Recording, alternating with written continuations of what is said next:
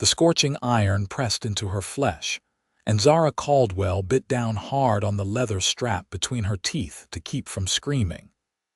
The pain was blinding, searing through her shoulder blade as the brand marked her as property as a runaway who had dared to seek freedom. "Let this be a lesson," Emmett Blackstone sneered, his face illuminated by the glow of the branding iron as he pulled it away from her skin. "No woman leaves my household without permission." Colorado Territory, 1876. Zara's tears dried on her cheeks as she huddled beneath the thin blanket in the dank cellar where Blackstone had confined her following the branding. 3 days she'd been down here with nothing but stale bread and tepid water, her back burning with infection, her spirit crumbling like the dirt walls surrounding her. She had almost reached Denver when Blackstone's men caught up with her. 3 glorious days of freedom before they dragged her back to his ranch outside of Leadville. She'd married Emmett Blackstone 8 months ago, a desperate choice after her father's death left her penniless. The wealthy cattle baron had seemed kind enough during their brief courtship, but his true nature emerged the moment the preacher pronounced them husband and wife. Footsteps overhead pulled Zara from her thoughts. The cellar door creaked open, casting a rectangle of light down the rickety stairs.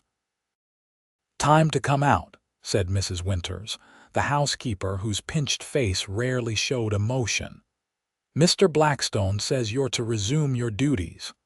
Zara struggled to her feet, wincing as the movement pulled at her wound. She climbed the stairs slowly, her legs weak from disuse and poor nutrition. Mrs. Winters regarded her with something that might have been pity on anyone else's face. "Clean yourself up," the older woman ordered, but her voice had softened slightly. "He's leaving for Denver this afternoon. Be at dinner to see him off." Hope flickered inside Zara like a fragile flame. Blackstone would be gone, perhaps for days. She bathed as best she could, unable to reach the wound on her back. The brand EB, Emmett's initials, had been placed high on her left shoulder blade. Every movement sent fresh waves of pain through her body. She dressed carefully, choosing a high-necked dress that covered the wound, though the fabric rubbing against it was its own torture. Dinner was a tense, silent affair. Blackstone barely acknowledged her presence, speaking only to Mrs. Winters about household matters during his absence. "I'll be gone 4 days," he finally said, his eyes cold as they met Zara's. "Don't get any ideas. Jackson will be watching you, and now you're marked. Everyone in the territory will know you belong to me if you run again." Zara lowered her gaze, hiding the hatred burning in her eyes. "Yes, husband." That night, after Blackstone departed for Denver, Zara slipped out of the house under cover of darkness. Jackson, Blackstone's foreman, was supposed to be watching her, but she'd seen him heading toward the bunkhouse with a bottle of whiskey. She had perhaps an hour before anyone noticed her absence. This time, she wouldn't make the mistake of heading for the nearest city. Instead, she struck out toward the mountains, where mining camps and small settlements might provide places to hide. The wound on her back throbbed with each step, but the pain only fueled her determination. Better to die free in the wilderness than live as Blackstone's prisoner. The night was clear, stars scattered like diamond dust across the Colorado sky. Zara navigated by the North Star, putting as much distance between herself and the ranch as possible. By dawn, her legs trembled with exhaustion, and her dress was torn from pushing through underbrush. The mountain peaks loomed closer, their snow-capped summits gleaming in the morning light. She found a small stream and drank deeply, then bathed her face in the cold water. Her reflection revealed a woman she barely recognized, thin, with dark circles under her eyes and a hardness that hadn't been there 8 months ago. 23 years old, and already life had stolen her youth. The sound of hoofbeats in the distance sent her scrambling for cover.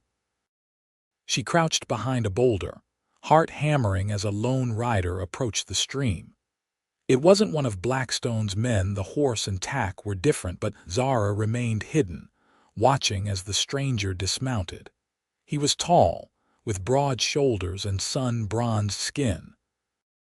A cowboy, judging from his attire, worn denim, a faded blue shirt, leather vest, and a wide-brimmed hat that shadowed his features. He led his horse to drink, then filled his canteen, seemingly unaware of her presence. Zara knew she should remain hidden, but something about the stranger made her pause. He didn't carry himself like Blackstone's hired thugs. There was a gentleness in the way he patted his horse's neck, murmuring soft words of encouragement. Her decision was made for her when she shifted and dislodged a small cascade of pebbles. The cowboy's head snapped up, his hand moving instinctively to the gun at his hip. "Who's there?" His voice was deep but not threatening. Zara hesitated, then slowly stood. "I mean no harm." The cowboy studied her for a long moment, taking in her bedraggled appearance. "Madam," he said finally, touching the brim of his hat, "you look like you could use some help." "I'm fine," Zara said automatically, though she was anything but. The man's lips quirked in a small smile. "No offense, madam, but you don't look fine. You're a long way from anywhere out here." Zara glanced over her shoulder, half expecting to see Blackstone's men on the horizon. "I need to keep moving, running from something." When she didn't answer, he nodded as if her silence confirmed his suspicion. "My name's Yates Harrington. I've got a small spread about 3 miles west of here. My sister lives with me. You'd be welcome to rest there, get some food." "Why would you help a stranger?" Zara asked suspiciously. Yates shrugged. "Out here, folks help each other. It's how we survive." He paused, then added quietly, "And I recognize the look of someone who's afraid. Whatever you're running from, I won't turn you in." Zara weighed her options. She couldn't keep going without rest and supplies, and if Blackstone's men were already searching for her, she'd be easier to track alone on foot. "One night," she conceded finally. "And then I'll move on." Yates nodded, not pressing for more. "You can ride with me or walk alongside if you prefer." "Walking is fine," Zara said, unwilling to get too close to a man she didn't know, no matter how kind he seemed. They traveled in companionable silence, Yates leading his horse and occasionally pointing out landmarks or wildlife. His ranch came into view as they crested a small rise, a modest cabin with a barn and corral, nestled in a valley with mountains rising behind it. Smoke curled from the chimney, and a woman emerged from the door as they approached. "Yates, you're back early." The woman, who looked to be a few years older than Zara, stopped short when she spotted the newcomer. "Hello there." "Amelia, this is—" Yates paused, realizing he didn't know his companion's name.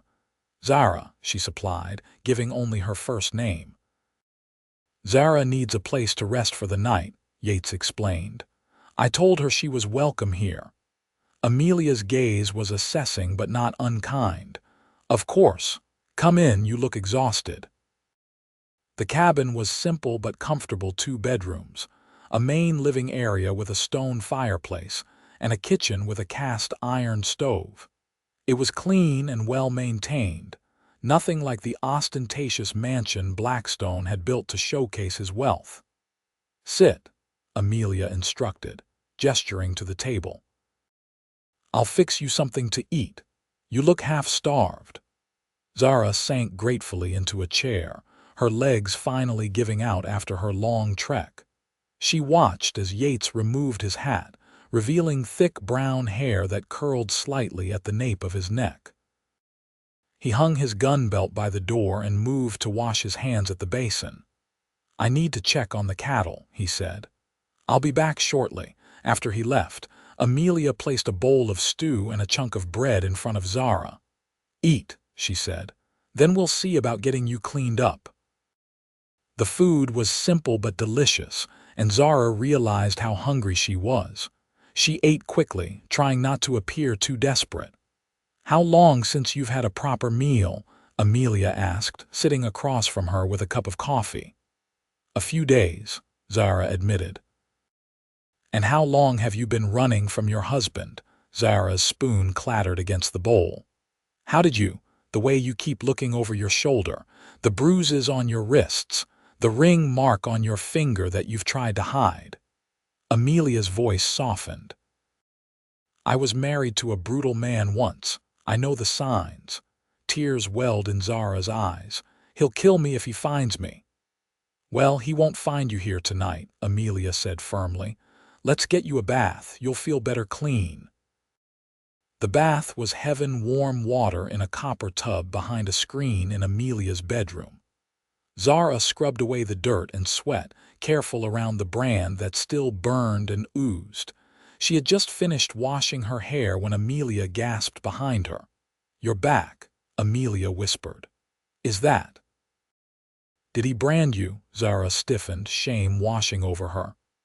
"I ran last week. He caught me. This was my punishment." Amelia's face hardened. "That's not punishment, that's torture. It's infected, Zara. Let me help you tend it."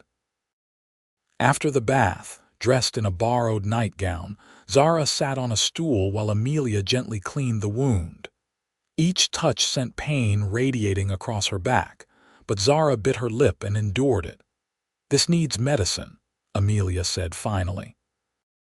"I have some herbs that might help, but you really should see a doctor." "No doctors," Zara said quickly. "Blackstone knows every doctor in Leadville." The front door opened and Yates called out before entering. "Everything all right in here? We need your help," Amelia responded. "Bring the medicine box and some clean bandages." Yates appeared in the doorway, concern etching his features when he saw Zara's back. His jaw tightened, eyes darkening with anger. "Who did this to you?" he asked, his voice dangerously quiet. "My husband," Zara whispered. "Emmett Blackstone." Recognition flashed in Yates's eyes. "The cattle baron." When Zara nodded, he exchanged a glance with his sister. "He's a powerful man in these parts." "I know," Zara said bitterly. "That's why no one stopped him when he dragged me back to the ranch. That's why the sheriff looked the other way when I begged for help." Yates knelt beside her, examining the brand with gentle fingers. "This needs more than Amelia's herbs. I have a friend, Nathan 2 Stars. He lives with the Ute band in the foothills. He knows medicine, both white man's and his people's. He could help." "Can he be trusted?" Zara asked. "With your life," Yates assured her. "He saved mine once after a mining accident. I'll ride out at first light to fetch him." That night, Zara slept in Amelia's bed while the sister took a pallet on the floor. Sleep came fitfully, punctuated by nightmares of Blackstone's cruel face and the searing heat of the brand. Each time she woke gasping, Amelia was there with soothing words and a cool cloth for her forehead. Morning came with the sounds of Yates preparing to leave. Zara emerged from the bedroom, wrapped in a borrowed shawl, to find him checking his rifle. "I should be back by sundown," he told her. "Nathan's camp is about 4 hours' ride from here." "Thank you," Zara said softly. "You don't even know me, yet you're risking yourself to help." Yates studied her for a moment, his eyes the color of a summer sky. "Some things are just right to do, regardless of risk. No one deserves to be branded like cattle." He hesitated, then added, "Blackstone's men might come looking." "If they do, hide in the root cellar under the kitchen. Amelia will show you." After he departed, Amelia kept Zara busy with small tasks that wouldn't strain her injury: shelling peas, kneading dough, mending a torn shirt. The simple domestic activities were soothing, reminding Zara of her life before Blackstone, when she'd helped her father run their small general store in Missouri. "How did you end up here?" Zara asked as they worked side by side. Amelia's hand stilled for a moment. "After my husband died, you said he was brutal, did you?" "No," Amelia shook her head. Though I thought about it. He was a drunk. Fell off his horse one night riding home from the saloon, broke his neck. She resumed her work. Yates was out in California in those days working the gold fields. When he heard I was alone, he came back and brought me here. Been 3 years now. You're lucky to have a brother who cares so much, Zara said wistfully. I am, Amelia agreed. What about your family? Dead. My mother when I was young, my father last year. That's when I met Blackstone. He seemed so kind at first, offering to help settle my father's debts. Zara's voice hardened. It wasn't until after the wedding that I learned he'd created most of those debts himself, buying up my father's loans deliberately to force me into marriage. Men like that, Amelia said darkly. They don't see women as people, just property to be acquired. They were preparing supper when Yates returned with Nathan 2 stars. The Ute healer was middle-aged, with streaks of gray in his long black hair and lines of wisdom around his eyes. He carried a leather satchel filled with medicines and herbs. This is bad, he said after examining Zara's wound. The white man who did this, he has a devil spirit. For the next hour, Nathan worked on the brand, cleaning it thoroughly with a solution that stung like fire, then applying a poultice of herbs. He gave Amelia detailed instructions for changing the dressing and left medicines for pain and to fight the infection. Keep this covered for 7 days, he instructed. Then let the air touch it.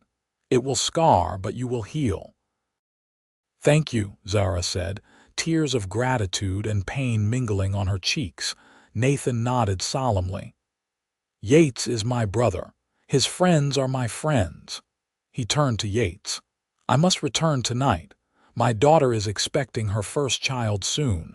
After Nathan departed, they ate a simple supper. The medicine had dulled Zara's pain, but it also made her drowsy.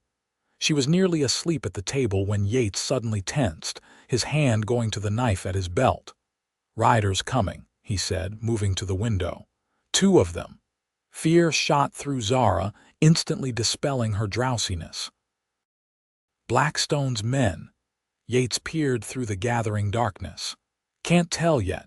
Amelia, take Zara to the root cellar. Amelia pulled up the trapdoor hidden beneath a rug in the kitchen floor, revealing a small earthen cellar used for storing vegetables and preserves. Zara climbed down, wincing as the motion pulled at her wound. The space was cramped and smelled of damp earth and potatoes. Stay quiet, Amelia whispered before closing the door, plunging Zara into darkness through the floorboards. Zara could hear muffled voices as the riders arrived. Her heart pounded so loudly she was certain they must hear it. Minutes stretched like hours as she strained to make out the conversation above. Finally, the trapdoor opened, and Yates's face appeared. It's safe.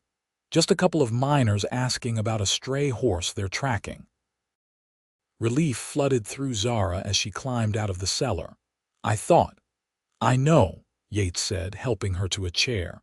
But we need to talk about what happens next. Blackstone will be back from Denver tomorrow or the next day. When he finds you gone again, he'll come looking in earnest.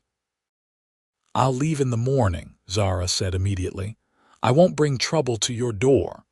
That's not what I meant, Yates said, shaking his head. You can't travel far with that injury and you can't keep running forever.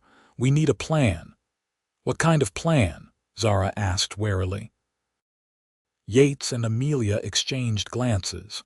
I have a friend in California, Amelia said. She runs a boarding house in San Francisco. You could go there, start fresh where Blackstone can't reach you. California. The idea was both terrifying and exhilarating. How would I get there? I have no money. I could take you, Yates offered. I was planning to drive cattle to the railhead in Cheyenne next month anyway. From there, we could catch a train west. Zara stared at him, stunned by the offer. Why would you do that for me? Yates's expression was earnest. Because what Blackstone did to you was wrong. because no one should live in fear, and because he hesitated, a faint color touching his cheeks, because I'd like to help if you'll let me. That night, lying in bed, Zara contemplated Yates's offer. California was so far farther than she'd ever imagined going, but perhaps that distance was exactly what she needed. A place where Emmett Blackstone's reach couldn't extend, where his name carried no weight. The next week passed in a haze of pain and healing. Nathan's medicine worked well, the infection receded, and the constant burning in her shoulder diminished to a dull ache. Each day, Amelia changed the dressing, her touch gentle and sure. Yates spent his days tending to his small herd and preparing for the cattle drive, but he was always present at mealtimes, his quiet strength a comfort to Zara. In the evenings, he read aloud from one of the few books they owned, a volume of Shakespeare's plays, a Bible, a dog-eared copy of The Last of the Mohicans. Zara found herself watching him when he wasn't looking, the way his hands moved as he spoke, the crinkles at the corners of his eyes when he smiled, the careful way he listened when she or Amelia talked. He was nothing like Blackstone, whose attention always felt like a predator's assessment of prey. On the 8th day, when Amelia removed the bandage to let the wound breathe, Yates was present. Zara felt his gaze on her back and flushed with shame. "It's hideous," she whispered. "No," Yates said, his voice low and fierce. "What's hideous is the man who did this to you, not you. Never you." He reached out, hesitated, then with infinite gentleness, traced the skin around the brand with his fingertips. "This doesn't define you, Zara." The touch sent shivers through her that had nothing to do with pain. It had been so long since anyone had touched her with kindness rather than cruelty. That afternoon, Yates took her outside for the first time since her arrival. The June sun was warm on her face as they walked slowly around the small ranch. "It's not much," Yates said, gesturing to the land around them. 20 acres, 30 head of cattle, nothing like Blackstone's spread. "It's beautiful," Zara said sincerely. After Blackstone's ostentatious mansion with its imported furnishings and rigid formality, the Harrington ranch felt like a true home. They paused by the corral, where several horses grazed peacefully. Yates leaned against the fence, his profile strong against the backdrop of mountains. "Tell me about California," Zara said. "Have you been there?" Yates nodded. "Spent 2 years in the goldfields after the war. It's different from here, milder weather, more people." "San Francisco's a real city with ships from all over the world coming into the harbor." "It sounds wonderful," Zara murmured, "and frightening." "Change usually is both," Yates said with a small smile. "But you're stronger than you know, Zara. You survived Blackstone. You'll survive this too." They were walking back to the cabin when Yates suddenly stiffened, his gaze fixed on the horizon. Zara followed his line of sight and felt her heart stop. Dust clouds in the distance, riders approaching. "Get inside," Yates said urgently. "Could be nothing but Blackstone," Zara whispered, fear clawing at her throat.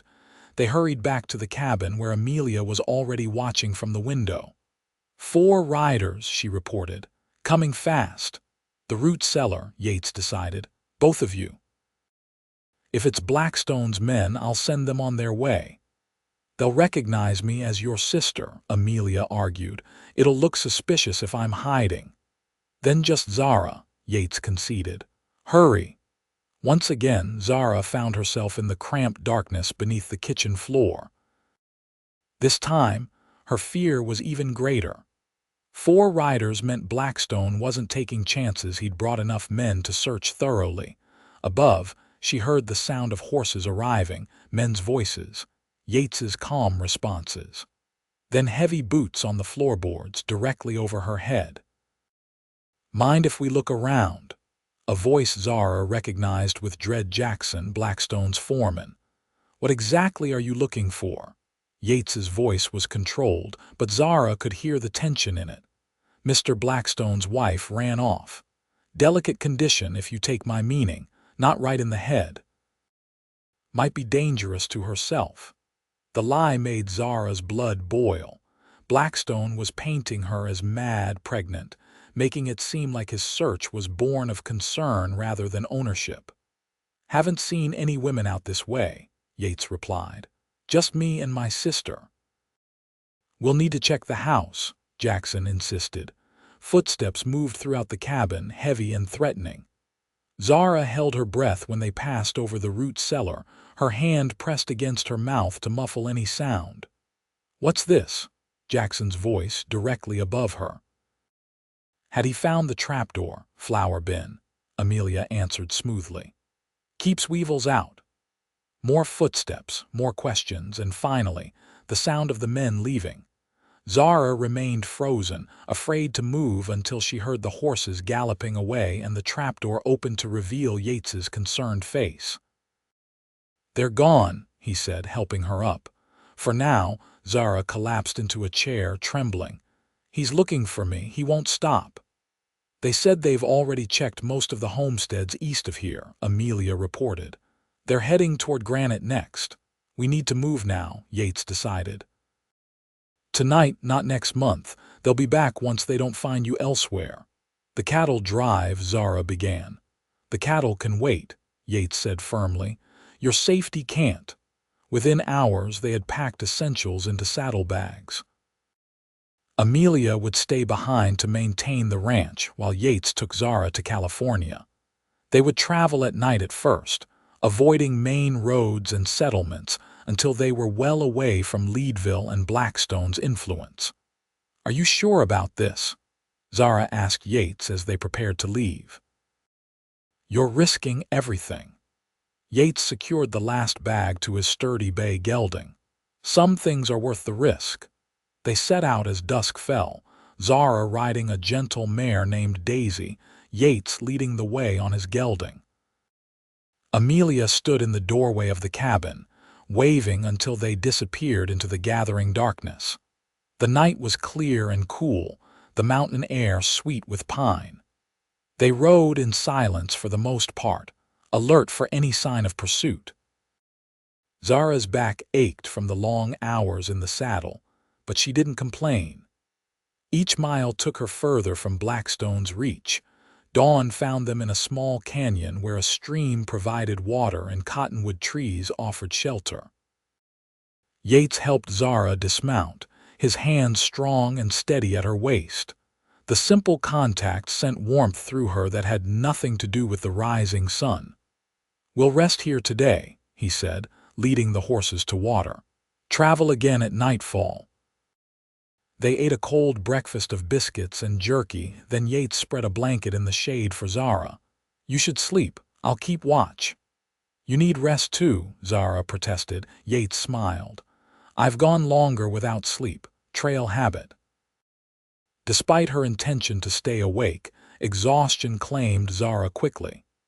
She dreamed of Blackstone finding her, of the branding iron descending again, but this time toward her face. She woke with a start to find Yates kneeling beside her, his expression concerned. "You were crying out," he explained, offering her a canteen. Zara drank deeply embarrassed. "Bad dreams." "They'll fade in time," Yates assured her, though they both knew some scars never truly disappeared. As the day warmed, Yates checked Zara's wound, his fingers gentle as he applied more of Nathan's medicine. The brand was healing, the skin around it no longer angry and inflamed, but the mark itself was clear and permanent EB, a claim of ownership that would always be with her. "I hate that he marked me," Zara whispered, fighting tears. "That I'll carry his initials forever." Yates was quiet for a moment, then said, "My father had a saying about scars. He said they're not just reminders of our wounds, but proof that we survived them." His fingers traced lightly around the brand. "This doesn't show that Blackstone owned you. It shows that you were stronger than his cruelty." They continued their journey for 5 more nights, gradually shifting to daytime travel as they put distance between themselves and Leadville. They avoided main trails and towns, instead seeking shelter with friendly homesteaders or camping under the stars. During those long days and nights, Zara learned more about Yates, how he'd fought for the Union in the war despite being only 17 when he enlisted, how he'd followed the gold rush to California afterward, how he'd built his small ranch from nothing after returning to Colorado to care for Amelia. In turn, she shared her own story, her childhood in Missouri, her father's store, her dreams of someday teaching school, dreams that had withered under Blackstone's control. "You could still teach," Yates suggested as they sat beside a campfire on their 6th night. "In San Francisco, perhaps." Zara smiled wistfully.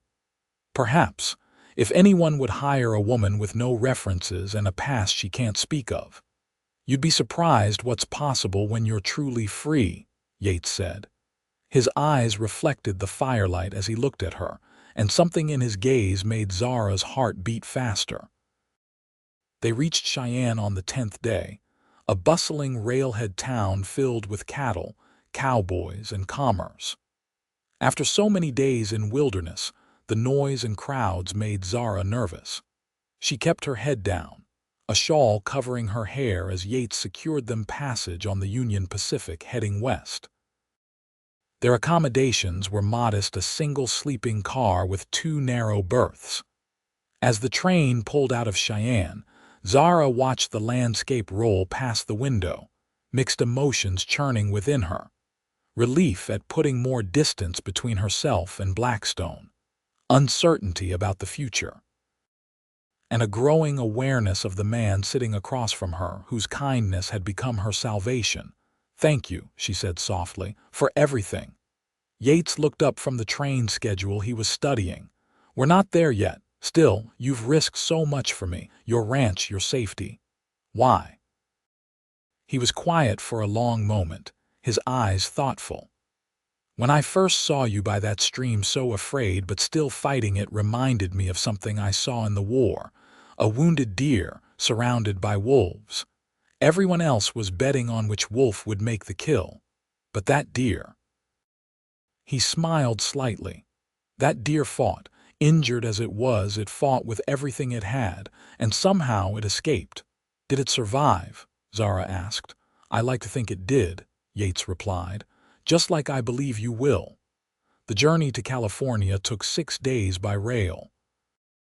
They changed trains in Ogden, then began the climb through the Sierra Nevada mountains.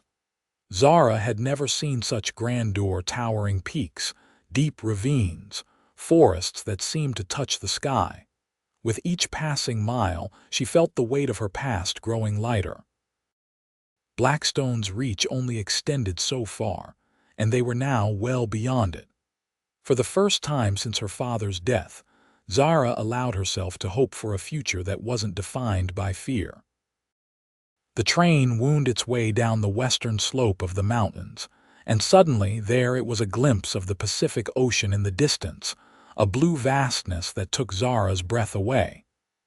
Tears filled her eyes at the sight. "It's beautiful," she whispered. Yates's hand covered hers on the seat between them. "Welcome to California." San Francisco was unlike anything Zara had imagined, a city of hills and fog, of ships and sailors, of people from every corner of the world. Amelia's friend, Mrs. Sullivan, operated a boarding house near the waterfront, a 3-story Victorian painted a cheerful yellow. The older woman welcomed them warmly, showing Zara to a small but clean room on the 2nd floor. "Any friend of Amelia's is welcome here," she assured Zara. "And I always need help with the cooking and cleaning if you're looking for work." That evening, after Zara had settled in, Yates came to her room. He stood awkwardly in the doorway, hat in hand. "I've taken a room at a hotel nearby," he said. I thought you might want your own space now." Zara felt a strange pang at his words. "How long will you stay in San Francisco?" "A few days," Yates replied. "I need to arrange for some supplies to take back to the ranch." He hesitated. "Unless you'd rather I stayed longer." The question hung in the air between them, laden with meaning. Over the past weeks, something had grown between them, something neither had acknowledged but both felt. A connection forged in danger and nurtured by shared hardship. "I would," Zara admitted softly. "I'd like you to stay longer." A smile spread across Yates's face, transforming his features. "Then I will." The days that followed were like a dream to Zara. She helped Mrs. Sullivan with the boarding house, learning the routine of the place, meeting the diverse residents, a ship's captain from Boston, a Chinese merchant, two sisters who performed at a local theater. No one asked about her past, and she volunteered nothing. In the afternoons, Yates would come to escort her around the city. They explored the bustling wharves, the lively markets of Chinatown, the green expanse of Golden Gate Park. Sometimes they simply walked along the shore, watching ships enter and leave the harbor. It was during one such walk, 2 weeks after their arrival, that Yates asked about her wound. "Does it still pain you?" "Less each day," Zara replied, "though I fear the scar will never fade." "May I see it?" Yates asked hesitantly. "I want to make sure it's healing properly." They found a secluded spot overlooking the bay. With trembling fingers, Zara turned and lowered the shoulder of her dress just enough to reveal the brand. The sea breeze was cool against her exposed skin. Yates examined the mark carefully, his touch so gentle it was barely perceptible. "It's healing well," he said finally. "The redness is almost gone." "But the brand remains," Zara said bitterly. "Yes," Yates acknowledged, "but it doesn't have to mean what Blackstone intended." His fingers traced the outline of the letters. "Ebb, perhaps it could stand for something else now." "Like what?" Zara asked, turning to face him. "Extraordinary bravery," Yates suggested with a small smile. "Eternal beauty." He paused, his eyes meeting hers. "Escaped bondage." Tears welled in Zara's eyes. "I like that last one." Slowly, giving her every opportunity to pull away, Yates leaned forward and pressed his lips to hers. The kiss was gentle, questioning, and Zara found herself responding with a hunger that surprised them both. When they finally parted, both were breathless. "I've wanted to do that for a very long time," Yates admitted. "Why didn't you?" Zara asked. "I didn't want you to feel obligated after everything with Blackstone." He shook his head. "I wanted you to be truly free to choose." "I choose you," Zara whispered and pulled him back to her. The weeks turned into months. Zara flourished in San Francisco, eventually securing a position teaching at a small school for girls run by a progressive church. Yates delayed his return to Colorado again and again, finding work at the docks to support himself while they courted properly. It was a courtship unlike any Zara had experienced, based on mutual respect and genuine affection, not financial desperation or social pressure.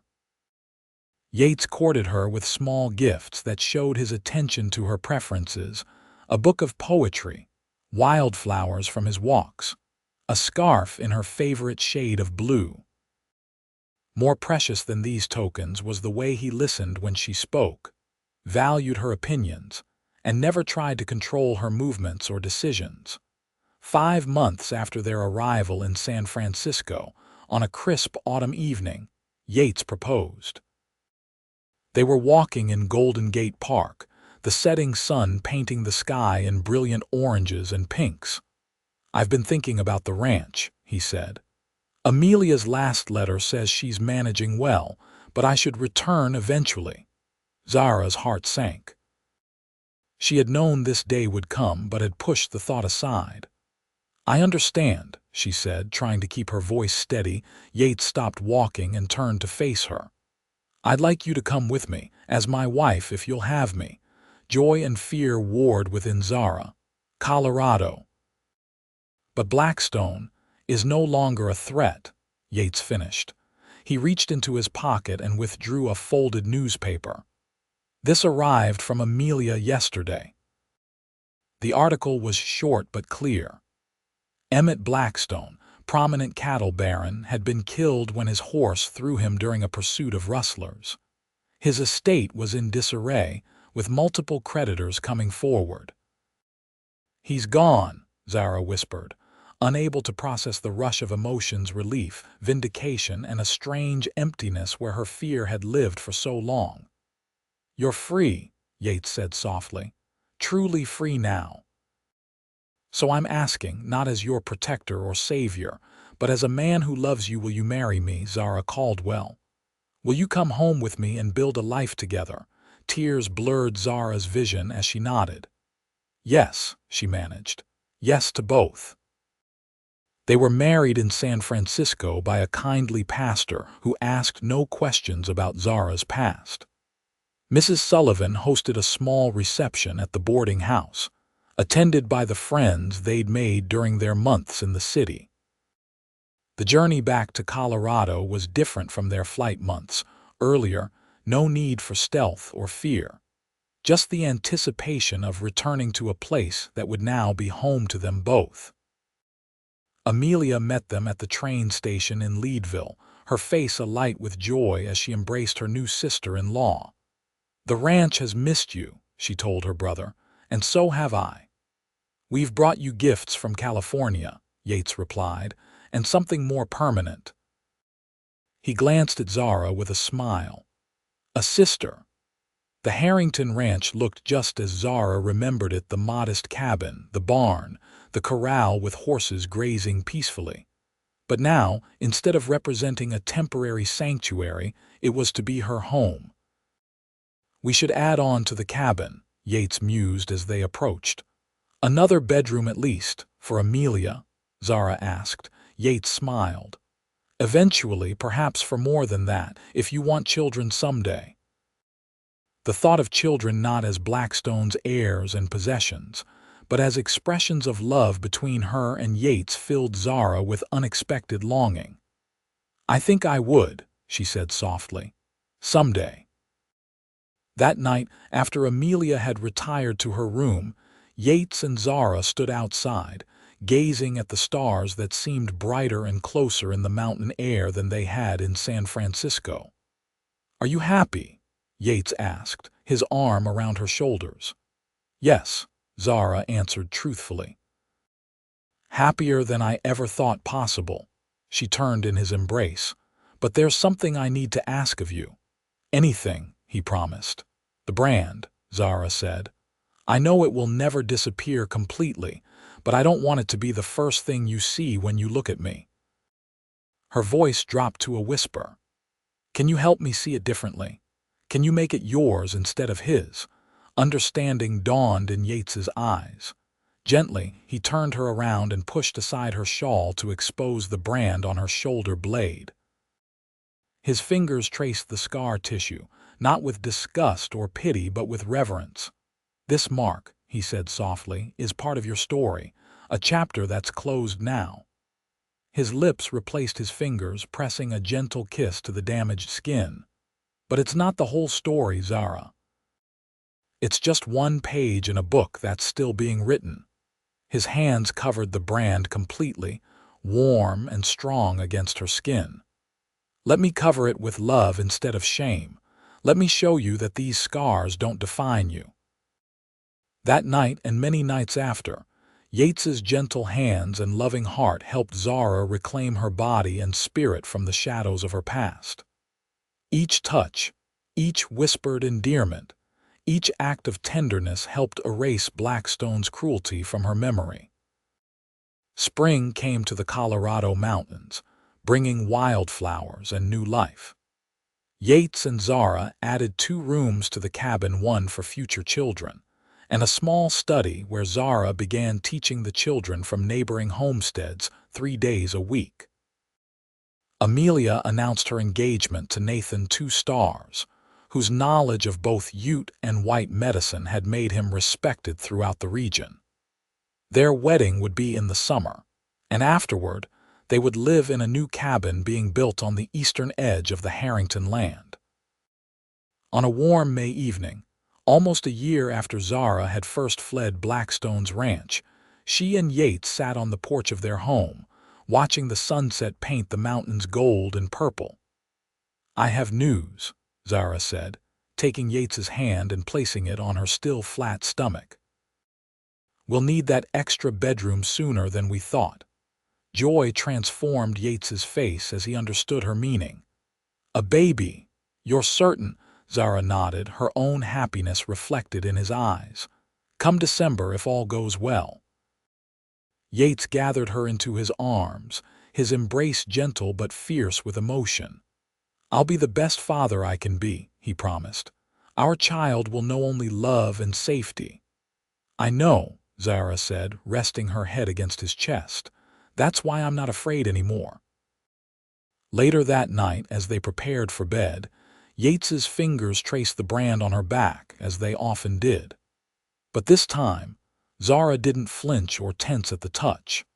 The scar remained, but its power to hurt her had diminished with each passing day of love and security. "It's fading," Yates observed, pressing a kiss to her shoulder. "Not the mark itself," Zara corrected, turning to face him, "but what it means.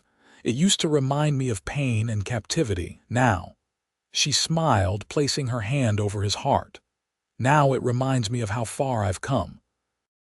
Of what I survived to find you. To find each other," Yates amended, drawing her close.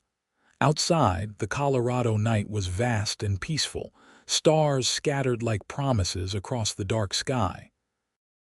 Inside their home, in the circle of Yates's arms, Zara found the freedom she'd risked everything to claim, not just freedom from Blackstone's cruelty, but freedom to love, to hope, and to build a future unshackled by fear. Their son was born on a snowy December night, with Amelia and Nathan assisting. They named him Thomas, after Zara's father, and from his first breath, he was surrounded by love. As Yates placed the infant in Zara's arms, his face wet with joyful tears, she knew that the brand on her back had finally lost its power completely. It was merely a mark on skin that had birthed new life, that had been reclaimed by love's gentle touch. In the years that followed, the Harrington ranch prospered. 2 more children joined Thomas, a daughter, Eleanor, and another son, William. Amelia and Nathan had twin girls who delighted in visiting their cousins. The land that had once been Zara's temporary refuge became the center of a thriving family, a place of laughter and growth. Sometimes, new acquaintances would notice the scar when Zara wore summer dresses, their eyes widening with questions they were too polite to ask. On those occasions, Yates would simply place his hand over the brand, covering it with the same gentle touch that had first begun to heal Zara's wounded spirit years before. "Some marks," he would say, his eyes meeting Zara's with understanding and love, "remind us not of what we lost, but of what we found along the way." And Zara, surrounded by the family she had once thought impossible, would smile and cover his hand with her own, grateful for the journey that had brought her from bondage to belonging, from a branded runaway to a woman whose scars were covered, not erased, but transformed by the most gentle hands she had ever known.